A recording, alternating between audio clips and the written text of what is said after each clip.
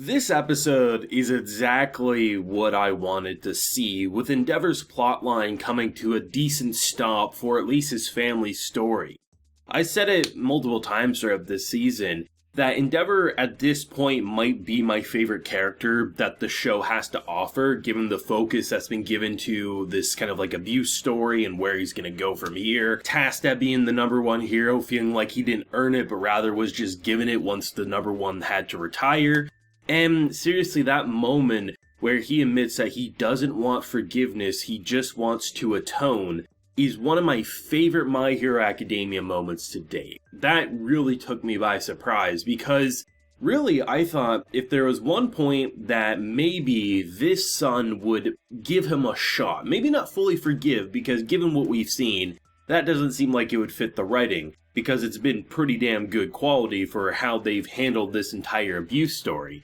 But the idea of, like, saving him, and then the fact that he didn't save him, maybe that would be enough of a trigger to say, oh, my father's not as hot-headed anymore, maybe I should, at the very least, not give him the side-eye. And the fact that he just came out and said, you know what, I don't deserve to be at that dinner table. And that's going to be a hard pill to swallow for some people, but I think one of the biggest things people struggle with is not abuse shaming, meaning the people who have suffered abuse. You don't say you have to forgive them because we see something different in this person. We never suffered that abuse from said person, so we have no right to say another person should feel differently. And that's why everyone in this family is different. The sister is someone who pretty much just wants the family to be a family. Someone like Todoroki as well, he's kind of in the middle. He's more of, he sees the reasons on both sides, and he's not really picking a side, right? But when you have someone who feels like he's not as kind as the others, even though we know that's a lie, he definitely is just as kind. That's why he comes to the dinner table.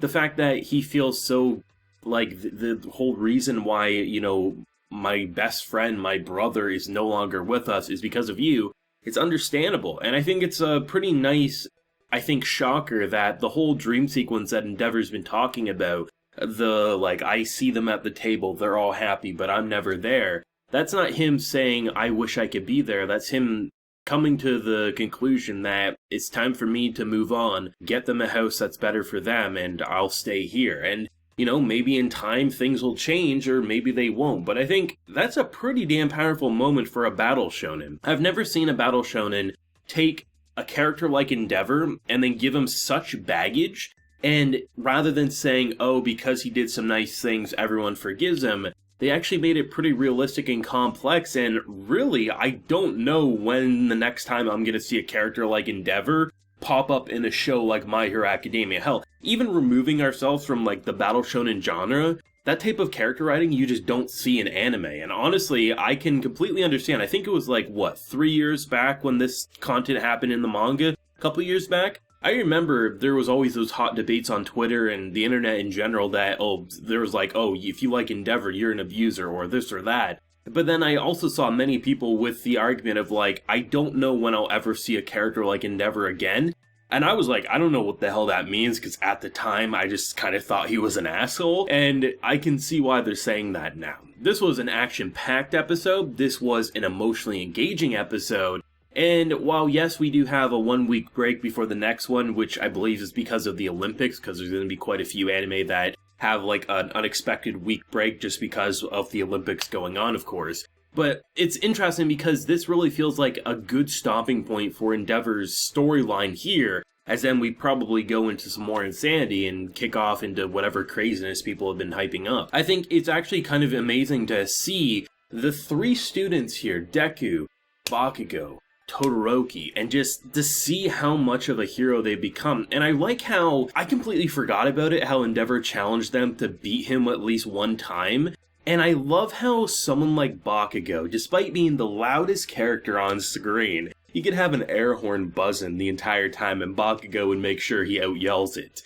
To see him, just the versatility to his ability, like when he basically is rushing to the train tracks to then pull him away, that was so cool to see how he was able to do that, and to see how he's definitely took Endeavor's words to heart in order to be able to use his ability to his full potential even in the dead of winter. To someone like Deku, needing to do two things at once without really thinking about it, and the fact that he finally used something that could always be one of his best utility belt utensils which is whips. If you have a shit ton of cars falling to their death, being able to almost Spider-Man them immediately is pretty much a great thing to have, especially for a character who's all about brute strength and things like that. If he's going to be crashing down buildings and throwing shit left and right, he best have an ability or some sort of tool that will let him catch things if something unexpected does happen. And it was really nice to see people like really treat them as heroes rather than just students being like, oh, are you guys from school? No, they were just like, these kids are heroes and we're not going to ask any questions. To even just like Todoroki being able to do it in an instant, just the heat to then the freezing, and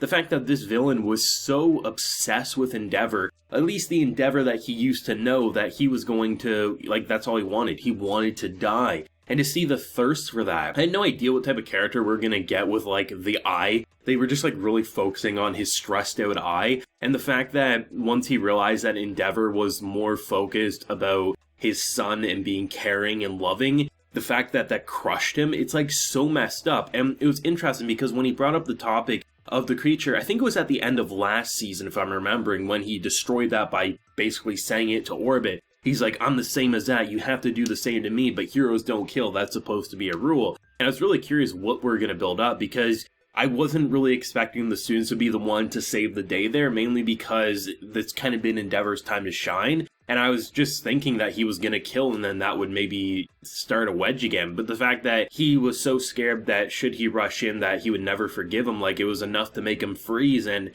had the kids not been there, it would have been catastrophic. The fact that we showed weakness for Endeavor, a character who, even when he's been the most hot-headed asshole, it's hard to see weakness in that character on a physical level, especially emotionally when he feels like he had no emotions, and to actually see the emotions over this season and when we started up last season, it's really nice to see that humility and the fact that he's realizing that it's time for atonement. I really think this is one of my personal favorite My Hero Academia moments. I think Endeavor, whatever you think of this season as a whole, I think Endeavor's plotline is hands down one of the best points that this anime has to offer. And I am so excited to see where just the content's gonna go. I mean, we get like a quick snippet of Hawks just like in a cute fashion, oh, Endeavor must be talking about me. But I mean, we've been building up, we've been setting up, and this is, I think they said the second time in like 2 days that Endeavor's been attacked, right? So like, I mean, it's pretty much game time, and who knows where we're going from here. I thought the directing was on point this episode, especially because we haven't had too much 3D camera movement,